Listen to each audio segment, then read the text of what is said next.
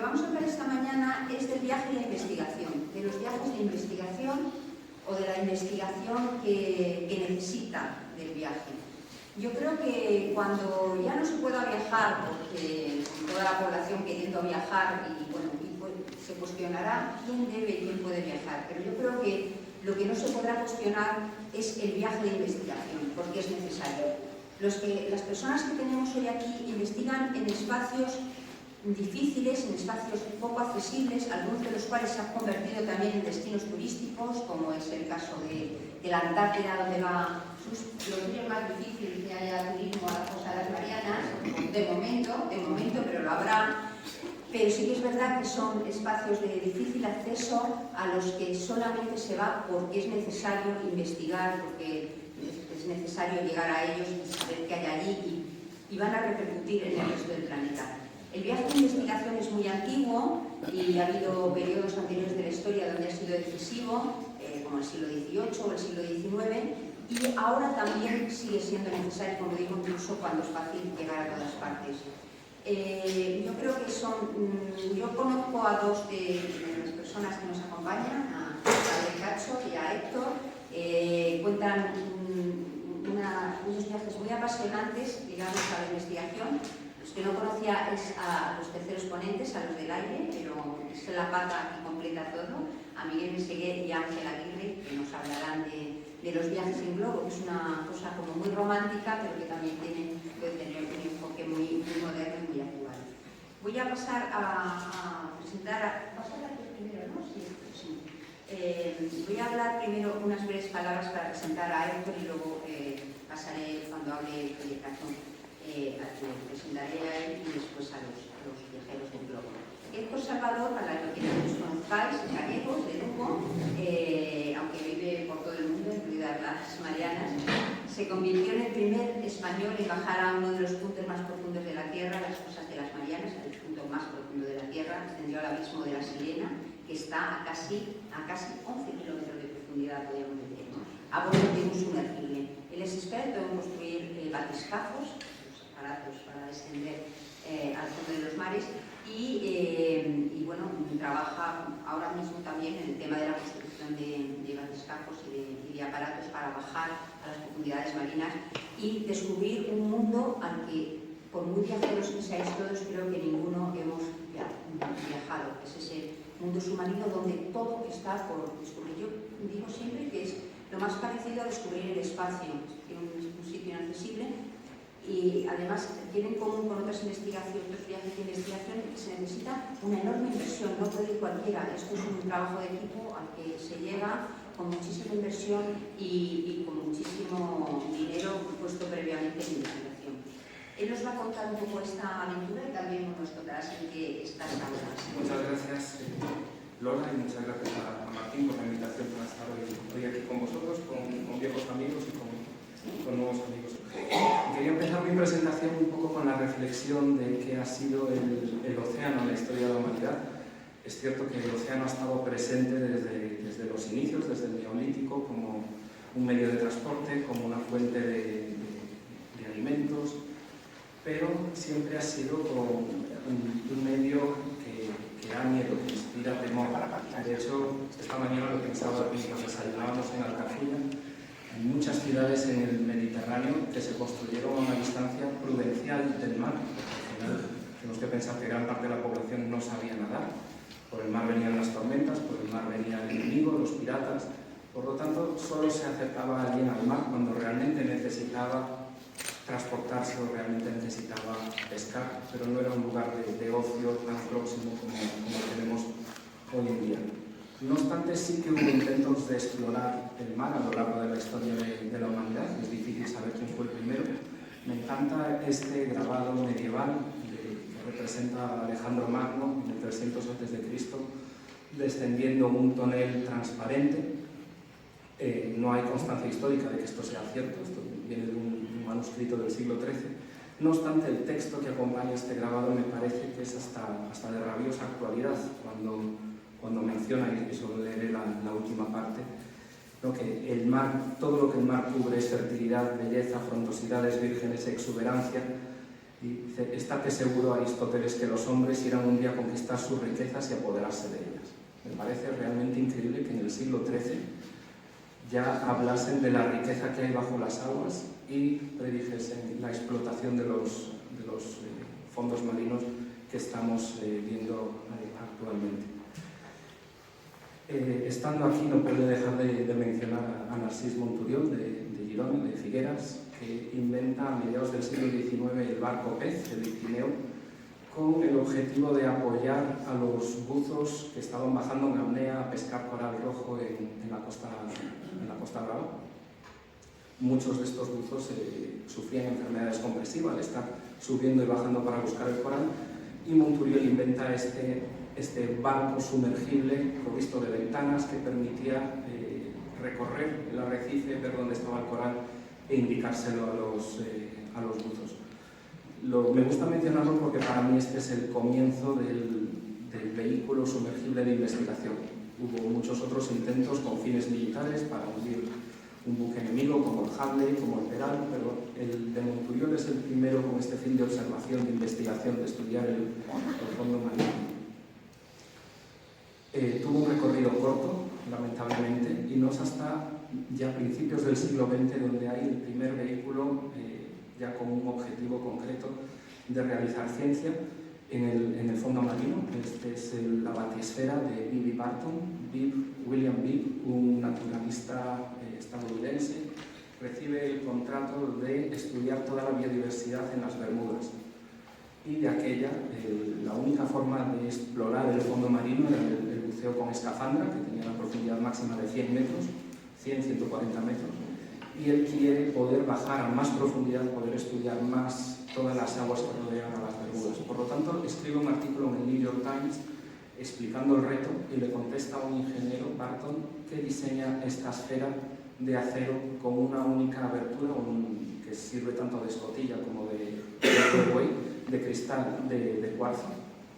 Era el material más resistente que se conoce en la zona, y esta esfera de 2,5 toneladas baja, suspendida de un cable de acero hasta 1000 metros de profundidad.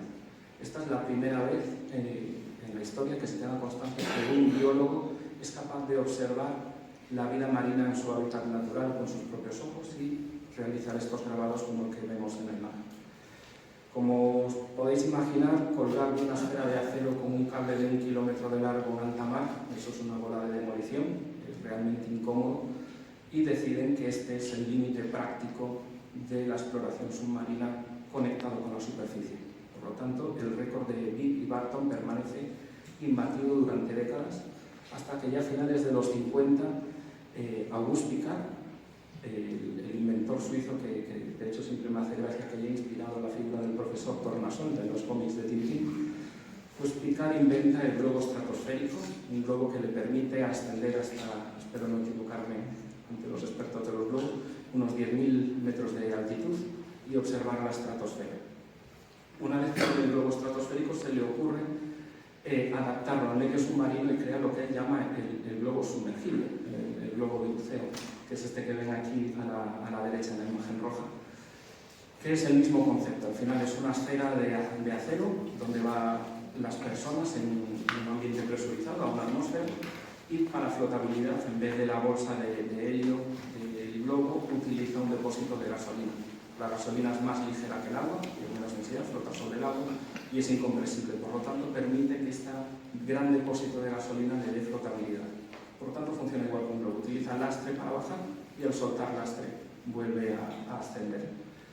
Este primero, de hecho, el globo se llamaba el FNRS-1, el globo sumergible el FNRS-2, tiene bastantes problemas en las pruebas de mar, choca, pierde el combustible, se hunde, y la evolución de este primer concepto es el batiscafo Trieste.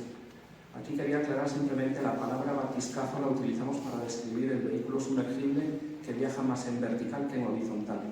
Entonces estamos hablando aquí con el Trieste de unas inmersiones de 6 a 10.000 metros frente a 500 metros que recorreríamos sobre el lecho marino.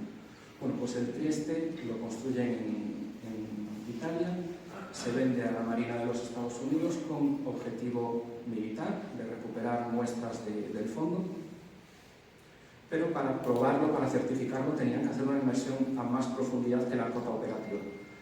Ellos saben que hay un punto cerca de Guam, la fosa de las Marianas, que en 1877 se había medido con un escandallo con cuerda de piano que tenía 9.000 o 10.000 metros, y deciden remolcar este vehículo hasta allí. Estamos hablando solo del depósito de gasolina, en este caso son 55.000 litros, es un vehículo inmenso, y lo remolcan hasta allí y hacen una inmersión de prueba en la que baja un teniente de navío de la Armada de los Estados Unidos, Don Walsh, y el hijo del inventor, el hijo de August Piccard, en este caso ya August estaba muy mayor, bajo su hijo Jack Piccard. Y los dos hacen la primera inmersión de la historia en la fosa de las Marianas a una profundidad que todavía no se sabe exactamente a cuántos metros bajaron, porque los profundímetros estaban calibrados en agua dulce en los lagos de Suiza, y el agua varía mucho sus propiedades en el océano y más en estas columnas de agua de casi 10 kilómetros. Pero bueno, llegan al fondo de la fosa de las Marianas. Como pueden ver en la imagen, el Trieste no tenía motores, es un vehículo no propulsado, y aunque se frene antes de tocar el fondo, como verán luego en los vídeos de mi inmersión, esta estela de agua que nos sigue durante las 4 horas y media que dura el descenso, aunque tú te pares, este agua sigue bajando, levanta una nube de sedimento, y de hecho Don Walsh lo describe como hacer una inmersión en un vaso de leche. Solo pueden ver el exterior durante unos segundos hasta que se levanta este sedimento. Aquí es muy curioso que Don Walsh dijo que él creía haber visto algo que se movía en el fondo de la fosa. Y la comunidad científica lo puso en duda durante décadas. Y fue muy bonito cuando nosotros bajamos. Don nos acompañó ya con 92 años, y cuando vio las muestras de los animalillos que traímos del fondo, pues estaba todo contento y decía, yo ya lo sabía, ya dije hace 60 años que allí abajo había algo. Bueno, digamos que los 60 con el Trieste es la época dorada de los sumergibles tripulados, tanto de investigación como de intervención subacuática, de trabajo en campos petrolíferos, en tendido de cables submarinos, hasta que en el año 73 ocurre el accidente del Piscis 3. Este es un sumergible que estaba enterrando un cable submarino entre Inglaterra y los Estados Unidos, y prácticamente en la mitad del océano Atlántico tiene un accidente, pierde todo el aceite que utilizaba como flotabilidad, se hunde a una profundidad de 500 metros, dejando a su tripulación atrapada en esa posición vertical tan incómoda y en un lugar tan inaccesible como es prácticamente el centro del océano Atlántico. Se monta un gran operativo internacional de rescate, los consiguen rescatar cuando les quedaban ya solo 30 minutos de oxígeno en la cabina, y para rescatarlos desarrollaron vehículos no tripulados como el CURF, que es este que ven en la imagen, que CURF es el acrónimo del vehículo operado a través de un cable. Este punto marca una inflexión en el sector, donde se hace evidente que la exploración tripulada, el poner a humanos en un entorno tan hostil, es peligroso, y el vehículo no tripulado o controlado por control remoto desde superficie puede hacer el mismo trabajo sin poner vidas en riesgo. Y este es el declive del sumergible tripulado y la aparición de los medios que se utilizan hoy en día como estándar en toda la industria petrolífera, como son los ROVs o los vehículos sumergibles controlados a través de un cable, que pueden estar en el fondo durante meses, y el operador rota en superficie, pero no tienes que traerlo de vuelta a superficie para que el piloto vaya al baño, como es nuestro caso. Entonces, prácticamente en los 70 se frena radicalmente la exploración tripulada, y curiosamente en los años 2000 renace el sumergible tripulado, pero como un juguete de ocio para megayates, ¿no? Yates como los que podemos tener aquí en el puerto de Tarragona. Este en concreto apenas tiene 30 metros de eslora, pero lleva este juguetito, este sumergible a popa que le permite bajar a una profundidad de 100 metros al dueño y a sus invitados. En estos vehículos es donde empecé yo mi trayectoria profesional, pilotando a este en concreto, el Sequester. Y como pueden ver en la imagen, una de las propiedades que más llama la atención es que tiene una cúpula transparente frente a las pequeñas ventanas que veíamos antes en el Piscis. Aquí ya todo el casco resistente a presión es de metacrilato.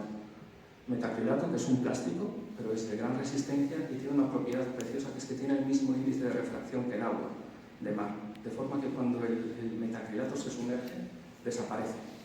Esta foto es a 1000 metros de profundidad y no es ninguna barrera que te esté separando del medio marino.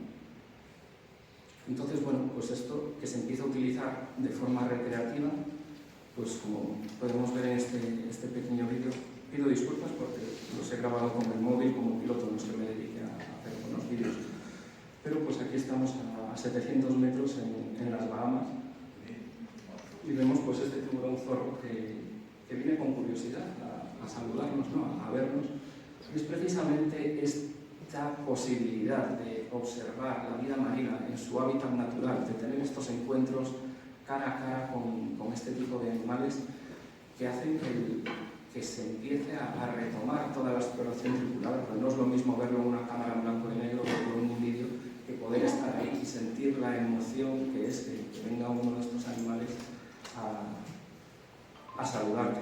De hecho, gracias a esta plataforma pudimos encontrar criaturas mitológicas como es el calamar gigante, el kraken. La única vez que se pudo observar en su hábitat natural fue con uno de los sumergibles que fabricaba en mi trabajo anterior, después de 2 meses buscándolo en las costas de Japón con distintas técnicas, inyectando feromonas en el agua, utilizando bioluminiscencia o poniendo cebos. Pues después de 2 meses, yo siempre digo, nosotros no lo encontramos, sino que el calamar se decidió a acercarse a vernos.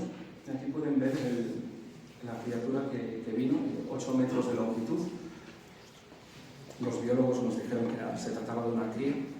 Y quizás el momento más emocionante fue que lo estábamos grabando con cámaras infrarrojas, con luces infrarrojas, para que el calamar no se asustase con la luz blanca. Pero el biólogo que viajaba con nosotros a bordo del sumergible era un hombre mayor japonés que llevaba toda su vida estudiando al calamar gigante. Y después de tener suficientes imágenes en infrarrojo dijo: encended la luz blanca, aunque solo sea unos segundos, quiero poder verlo con mis propios ojos. Y en ese momento que enciende los focos, pensamos que el calamar iba a soltar el cebo y iba a desaparecer. El calamar dejó de comer el cebo y se puso a mirarnos con ese ojo que ven en la imagen, el ojo más grande del reino animal, y estuvo 22 minutos mirándonos. ¿Vale? Entonces es este encuentro entre 2 especies grandes del planeta Tierra que no se habían visto cara a cara en la historia, ¿no? Y podemos tener este encuentro en el siglo XXI en el fondo del mar. Yo creo que esto solo es un ejemplo de todo lo que nos queda por explorar, todo lo que nos queda por conocer de nuestro propio planeta. De hecho, este se conocía por los relatos mitológicos del kraken, pero nos encontramos animales como este que les pongo ahora, que no tenemos ni idea de lo que es. Este es un animal de 1,80 m de altura que pasó por delante de nuestras cámaras en la fosa de Java, y los biólogos ni siquiera saben a qué reino o a qué familia pertenece este individuo. Estamos hablando de, no es que nos falten microbios por conocer, sino muchas especies grandes que todavía ni siquiera han sido observadas. Aquí también quería hacer una pequeña mención, aprovechando que estamos en Tarragona, de una inmersión que yo esperaba que fuera a ser completamente anodina y rutinaria, certificando un sumergible de los que fabricábamos en Barcelona. Tuvimos que salir aquí más o menos a mitad de camino entre Barcelona y Tarragona, a 1000 metros de profundidad. Simplemente era bajar con un inspector y certificar que el vehículo era seguro. Entonces se puede imaginar, como ven en la imagen, un vehículo pequeño, con todos sus focos encendidos, descendiendo por la columna de agua. Yo, con perdón, esperaba encontrar un montón de neumáticos y bidones en el lecho marino, que es al final lo que te encuentras enfrente de los puertos. Pero, atraídas por estas luces, vino un banco de sardinas a unos 600 metros de profundidad y nos rodeó completamente el batiscafo. Aquello parece una bola de discoteca. Reflexiones de la luz en la piel plateada de las sardinas por todas partes, destellos, un momento súper bonito, y de repente aparece un pez espada, rápidamente mete la espada en el banco de las sardinas, empieza a mover su espada rápidamente y empieza a partir a las sardinas por la mitad. Entonces de repente esa luz de destellos, esa nube de destellos se convierte en una nube de sangre, de cabezas de sardina, colas de sardina. El pez espada se va y vuelve y ya tranquilamente se come los trocitos que había dejado en su primer ataque. Lamentablemente, con la emoción, tardé en sacar el móvil, solo tengo esta pequeña secuencia donde se ve el pez espada ya disfrutando de su captura. Pero como verán al final del vídeo, pues nos pasa apenas 2 metros de donde estamos nosotros, observando en primera fila un comportamiento que cuando después comentaban los biólogos, había teorías, pero nunca se había observado. Tenemos que pensar que gran parte de la investigación biológica se hacía pescando un espécimen, abriéndolo, diseccionándolo en un laboratorio, pero no es hasta que aparece esta tecnología que nos permite observar su comportamiento en su hábitat natural y comprender por qué hacen las cosas que hacen. Muchas veces los biólogos nos dicen algo, eso no puede estar pasando. Pues los libros dicen que no hacen eso. Pues aquí lo están haciendo delante nuestro. Yo soy ingeniero, pero a mí me parece que está matando sardinas por su espalda. Entonces, bueno, después de esta época fabricando sumergibles para yates, surge un proyecto muy curioso, un viajero, un aventurero americano que había escalado el punto más alto de cada uno de los 5 continentes y había esquiado al Polo Norte y al Polo Sur, como ustedes sabrán, lo que llaman el Gran Slam de los exploradores. Pues él quería hacer algo más, quería ser el número 1 de los exploradores, y se le ocurre el reto de bajar al punto más profundo de cada uno de los 5 océanos, en lo que se llama la expedición de Five Deeps o las 5 fosas.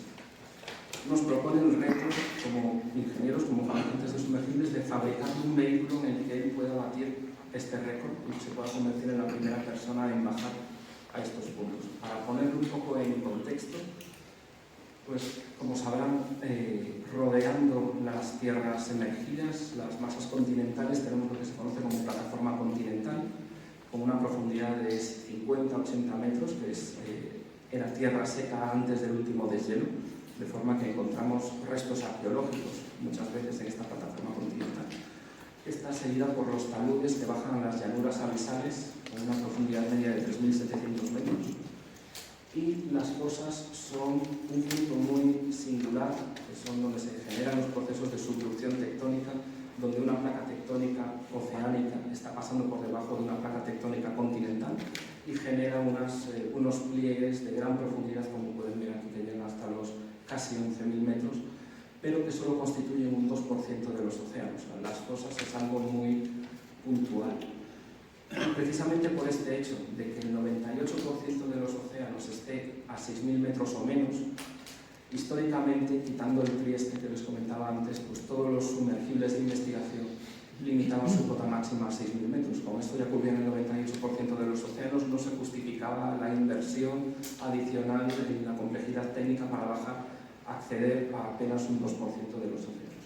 Aquí, en esta imagen, que no deja de ser un dibujo, una interpretación artística de datos por satélite de los primeros, es un dibujo de 1968, pues pueden ver, sobre todo en el Mar del Norte, rodeando a Inglaterra, esa plataforma continental que luego baja en el talud hasta las llanuras abisales del Océano Atlántico, mientras que en el Océano Pacífico pues pueden ver esa línea de fosas que está bordeando todo el perímetro del Océano Pacífico, lo que se llama el Anillo de Fuego, y es precisamente aquí donde el Océano Pacífico, que es la corteza más antigua de nuestro planeta, está pasando, quedando por debajo tanto del continente americano como del continente asiático, que se están aproximando a unos 3 milímetros al año, destruyendo esta corteza. Y ahí es precisamente donde se generan estas grandes fosas. Estas grandes fosas que curiosamente se reciben el nombre de zona Adal del griego Hades, del inframundo, el reino de los muertos. Y reciben este nombre porque, como les adelantaba hace unos minutos, se consideraba que era prácticamente imposible que existiese vida en unas condiciones donde la presión ambiente es de 1.200 atmósferas o más de 1 tonelada por cada centímetro cuadrado. La temperatura del agua está entre 1 y 2 grados centígrados y obviamente hay ausencia absoluta de luz solar. Y esta ausencia de luz solar quiere decir que tampoco hay vegetales en la columna de agua, por lo tanto tampoco hay herbívoros, por lo tanto toda la cadena trófica como la conocemos en la superficie es realmente imposible, estas profundidades. Pues, de hecho, aprovecho para mencionar que muchas veces me preguntan si hemos visto peces abisales ahí abajo, pues como pueden ver aquí el abismo, la zona abisal es hasta los 6.000 metros de profundidad. Yo ahora les voy a hablar de la zona Adal o de este inframundo de los mares. Pues bien, estas zonas, por ser de difícil acceso y por ser tan poco representativas, quiere decir que tampoco estaban cartografiadas. Pues para poder hacer una expedición al punto más profundo de cada océano, primero tenemos que saber dónde estaba ese punto. Para esto hubo que comprar un buque, equiparlo con un sonar multihaz hecho a medida, y la primera parte del proyecto fue cartografiar todas estas grandes fosas de subducción de nuestro planeta. Y esto, que por un lado es la tecnología más puntera, el sonar más avanzado, para mí fue una máquina del tiempo que nos llevó directos al siglo XVIII, donde al final de cada jornada de trabajo imprimíamos la carta náutica, todas las montañas, valles que estábamos descubriendo y que todavía no tenían nombre. Y estábamos escribiendo propuestas de cómo bautizar todos estos accidentes geográficos de nuestro propio planeta, que todavía no tenían nombre en 2019, cuando ya pueden ver en internet que prácticamente cada roca de tamaño significativo de Marte ya tiene un nombre. Entonces es esta exploración pura de nuestro propio planeta y no de un pequeño porcentaje, sino del 70% del planeta que está todavía cubierto por las aguas y sin explorar. Pues bueno, ya entrando en materia, si no me quedo sin tiempo, tuvimos que diseñar un vehículo para poder bajar a estas profundidades, muy similar al batiscafo de Trieste, de August Piccard, donde la pieza fundamental es una esfera metálica donde van las dos personas, y afortunadamente ya no tenemos que llevar 55.000 litros de gasolina para darnos flotabilidad, sino que podemos usar estos bloques que ven a ambos lados, que son de una espuma que se conoce como espuma sintáctica, que permite flotar a pesar de una presión externa de 1200 atmósferas sin quedar completamente chafada. Con una espuma convencional quedaría como un papel de fumar con una presión de tonelada y media casi por centímetro cuadrado. Entonces, bueno, pues aquí ven la pieza fundamental, esa esfera de titanio con 3 ventanas. Esto de las ventanas, se lo comento así entre nosotros, fue uno de los puntos de debate, porque el que tenga ventanas complicó muchísimo el diseño del vehículo y nuestro cliente quería simplemente el poder decir que había bajado y había tocado el fondo. Entonces él dijo, no le pongáis ventanas, yo solo quiero bajar y volver a subir. Pero insistimos mucho en la necesidad de tener una experiencia humana, de poder observar lo que hay ahí fuera y después poder estar en sitios como hoy contando las emociones que sentimos estando en sitios que no han estado nunca antes y que es la primera vez en la historia que unos ojos humanos pueden observar ese medio. Por lo tanto, se aprobó por fin la complejidad añadida de instalarle ventanas de 200 milímetros de espesor, que fue toda una complejidad el poder hacer un bloque transparente que aguante estas presiones tan inmensas como las que les estoy comentando. Y bueno, pues aquí ven el vehículo ya terminado, certificado. Este fue un punto muy claro del proyecto, pero muy importante, el que un organismo independiente demostrase, certificase, firmase que era seguro y que el público en general podía bajar en este vehículo a un entorno tan hostil. Y como anécdota les contaré que, aprovechando el titanio que nos sobró al ponerle las ventanas, al cortar los agujeros donde irían los ojos de buey, pues nos sobraban 3 galletas de titanio del bueno, de acero submarinos, que nos pidió Omega, el fabricante de relojes suizo, para hacer 3 relojes que pudieran bajar a 15 kilómetros de profundidad. Pues estos relojes se fabricaron en Suiza, se probaron en Barcelona, en las cámaras de ensayos que construimos para el proyecto, y los pusimos 2 en el brazo robótico y un tercero en uno de los módulos de aterrizaje que utilizamos para posicionarnos en el fondo de la fosa. Con la mala suerte que en la primera inmersión, al punto ya medido más profundo del planeta, es un punto muy concreto del abismo de Challenger en la fosa de las Marianas a 10.928 metros de profundidad, pues el piloto, este aventurero americano que financió todo el proyecto, le da un golpecito y este módulo se queda enterrado en el lodo en el fondo de la fosa. De forma que cuando acaba la inmersión mandamos el comando para que este módulo regrese a superficie, no regresa. Pues ya no solo hemos perdido un módulo con equipos muy caros, de casi $500.000 de módulo, no solo nos retrasaría casi un año construir otro, porque no son componentes que puedas comprar en el mercado, sino que se había quedado un reloj Omega único, ya no en el fondo del puerto, sino en el punto más profundo de los océanos de la Tierra. Entonces aquí se abre el debate de o ir a buscarlo o dejarlo. Ir a buscarlo presentaba un reto para nuestro cliente porque no quería que nadie más bajase a ese punto que él había encontrado y que le había valido un récord Guinness. Dejarlo allí pues se convertiría en una leyenda y alguien acabaría montando una expedición para ir a buscarlo. Entonces al final decidimos organizar una misión de rescate, bajamos, recuperamos el reloj, lo trajimos de vuelta a la superficie, seguía funcionando. El reloj ahora está en el Museo Suizo de los Relojes y a nosotros nos dieron el récord Guinness al rescate marítimo más profundo de la historia. Y ese es un récord que nadie nos quitará, a no ser que baje alguien con una pala a cavar 1 metro más en la fosa de las Marianas. Pero para mí este es el punto de inflexión donde pasamos de un vehículo creado por el ego de una persona para batir un récord personal al primer vehículo en la historia que es capaz de realizar trabajos subacuáticos, ya no solo en el punto más profundo del océano, sino en cualquier punto de nuestro planeta. Es por primera vez la humanidad tiene capacidad de trabajo, de tomar muestras en cualquier punto del planeta Tierra. Me parece que es increíble que esto no haya pasado hasta el año 2019. Entonces, bueno, esto es una foto del grupo, del equipo, en el que tuve la suerte de ser el único español de la tripulación, y a esta persona que ve en primer plano pues es Don Walsh, como les comentaba, el primer humano que bajó a la fosa de las Marianas en 1960, que nos acompañó, y para mí fue un sueño a nivel personal, ¿no? Esta persona de la que había leído en los libros cuando era niño, pues que estuviera a bordo con nosotros, y un día que yo iba a bajar a la fosa igualando su gesta de 60 años antes. Entonces, bueno, como sabrán, la fosa de las Marianas es una fosa de subducción, como les decía antes, donde la corteza del océano Pacífico, la corteza oceánica pacífica, está pasando por debajo de la placa tectónica asiática.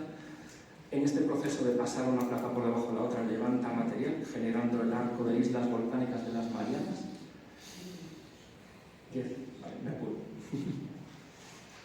Llamadas así en honor a la reina Mariana de Austria española, y es precisamente en la zona sur de la fosa donde tenemos los puntos de mayor profundidad, en concreto el abismo de Challenger, ya conocido como el punto más profundo del planeta en el 1928, y un poquito al noreste, a 130 millas al noreste, el abismo de la Sirena, que solo son 10.800 metros, pero tiene gran biodiversidad de bacterias quimiosintéticas, que son bacterias que obtienen su energía de las sustancias tóxicas que se están filtrando a través de las grietas que generan la fosa.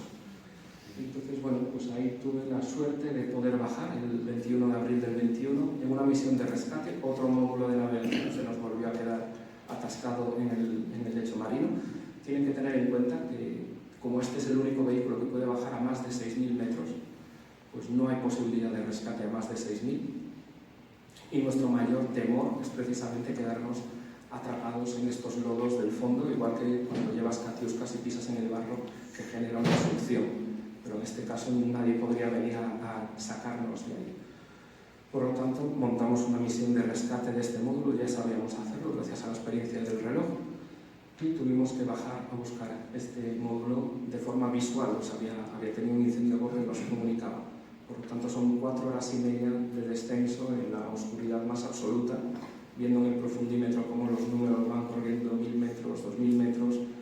Después de 2 horas piensas que aún me quedan otros 6.000 metros para llegar al fondo, y cuando llegas pues es esta sensación de aterrizaje, yo lo describiría como casi lunar. Aquí pueden ver esta nube de sedimento que les describí antes, no es que hayamos tocado el fondo, sino es el agua que viene detrás nuestra que levanta este sedimento, y este paraje que a primera vista pues parece completamente estéril, pero si se fijan en la esquina superior de la pantalla se ve una rugosidad, ahí es una colonia de gusanos. Pues para mí fue muy emocionante.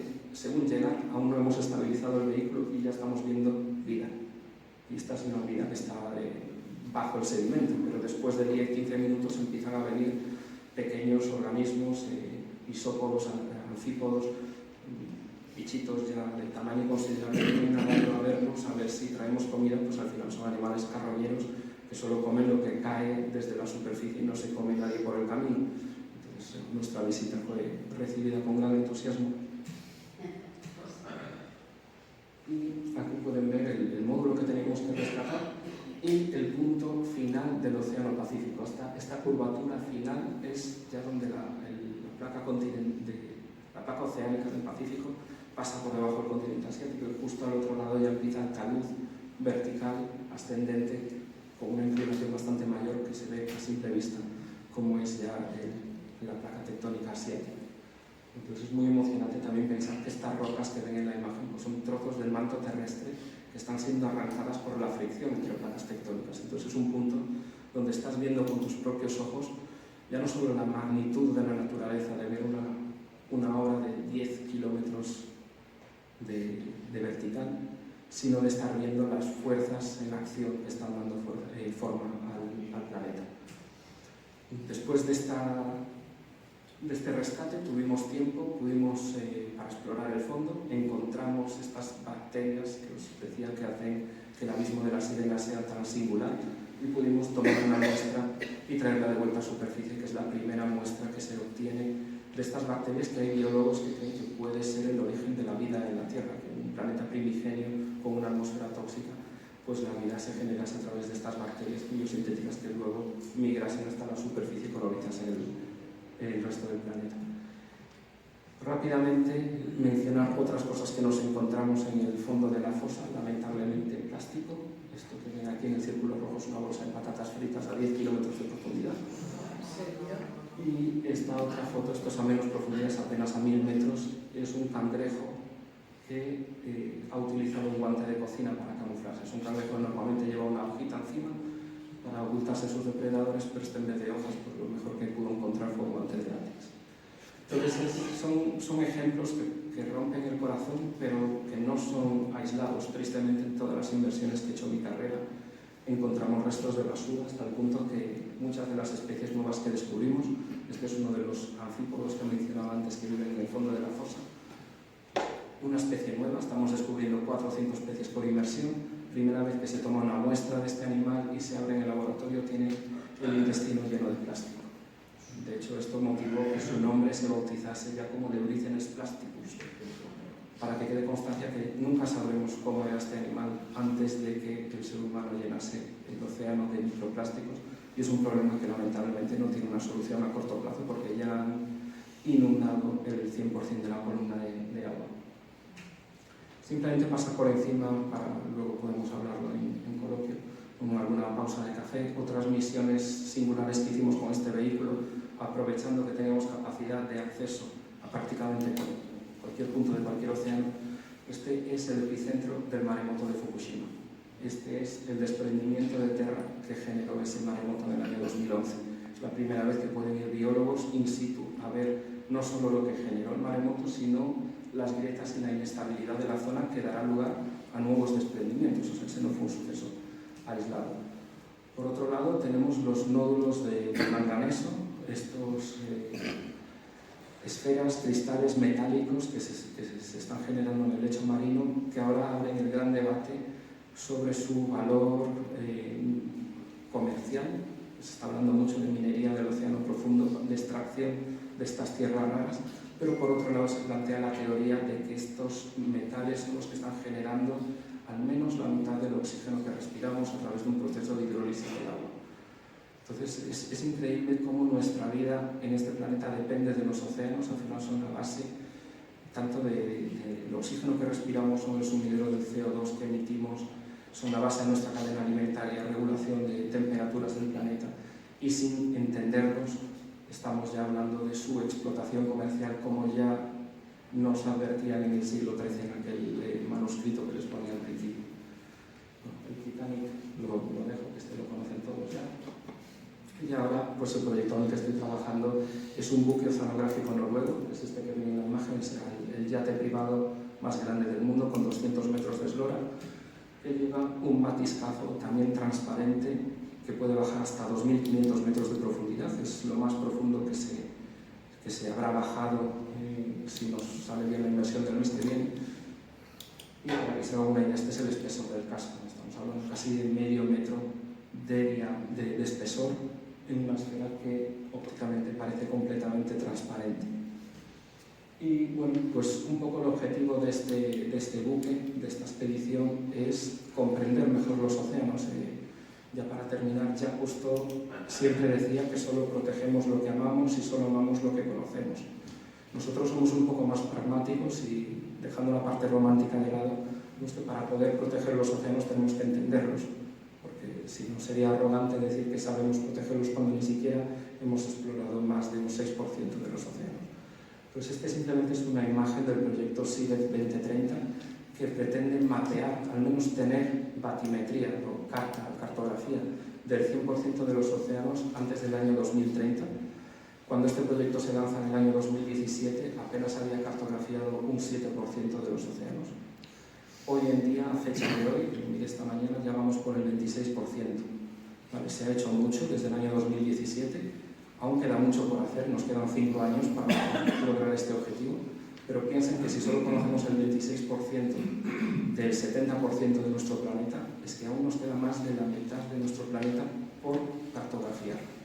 Porque al final tenemos que pensar que la exploración oceánica es como intentar cartografiar el bosque visitándolo de noche con una linterna. Y esto nos llevará siglos hasta que seamos capaces de entender toda la biodiversidad, todas las nuevas especies, todos los fenómenos geológicos que se ocultan bajo las aguas. Y con esto pues termino mi presentación.